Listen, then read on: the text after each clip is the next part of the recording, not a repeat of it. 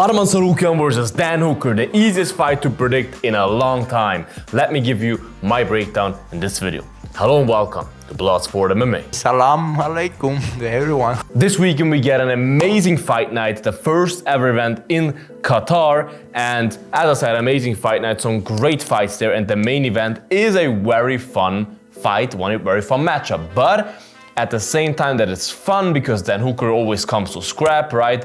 Arman Tsarukyan, we haven't seen him in there in a long time. He, of course, last was scheduled to fight for the title against Islam Makhachev, had to pull out due to a back injury the day of the weigh-ins, if I remember right. And of course, he is the #1 contender, so this adds intrigue as well to the matchup.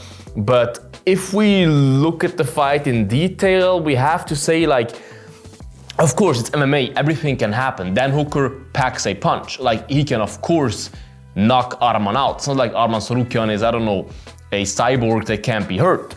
But if we break the fight down and look at their skills, we gotta say, this looks like a pretty easy fight for Arman Tsarukyan. This guy's not my level. I'm gonna smash him in 1-2 rounds. Easy money for me. Because Dan Hooker is not that good. I'm not impressed by your performance. He's 35-15 or something like that. He has double-digit losses. I mean, his last 2 wins were very close split decisions. One against Mateusz Gamrot, one against Charlie Turner. 2 wins that are not bad, but also 2 wins that are not like, oh my God, no way he beat them. The Gamrot win, of course, is a little better than the Charlie Turner win. But it's not like he was just dominating those fights and was looking unbeatable or something like that. And he has been knocked out several times, finished several times on the feet, finished several times by submissions, especially on the ground is where his weakness lies. You saw it against Islam. Islam just made quick work of him, took him down real quick, Kimura up, and that was it, all she wrote. And I do think Arman Tsarukyan will just do the same. Arman will probably strike with him a little bit, but then eventually just take him down. Because look, Here's the thing, you guys. Arman Tsarukyan is a world-class grappler. Arman Tsarukyan gave Islam, and don't forget, Arman was a young boy making his UFC debut on short notice when he fought Islam back then. I think he was 21 when he made his debut in the UFC, fought Islam Makhachev, took him to a decision that was, of course, Islam won that fight, but it's not like Islam dominated him. It was very fun, great scrambles, and I think Arman Tsarukyan is the only guy that can give Islam Makhachev and Nila Topuria any problems at 155. So he is a phenomenal grappler. In the time that he's been off, the last time he fought was against Charles Oliveira at UFC 300 1.5 years ago. In the time though, especially in the last couple of months, he had quite a few grappling matches. And he submitted one of the Pitbull brothers, was it Patricio or Patricio? I don't remember which one, but he submitted one of the Pitbull brothers, who are no slouches, they are great grapplers themselves, submitted him with a rear naked choke and then tapped out Benson Henderson, a legend that has great ground game as well, quite easily with an arm triangle, if I remember right, and put him to sleep.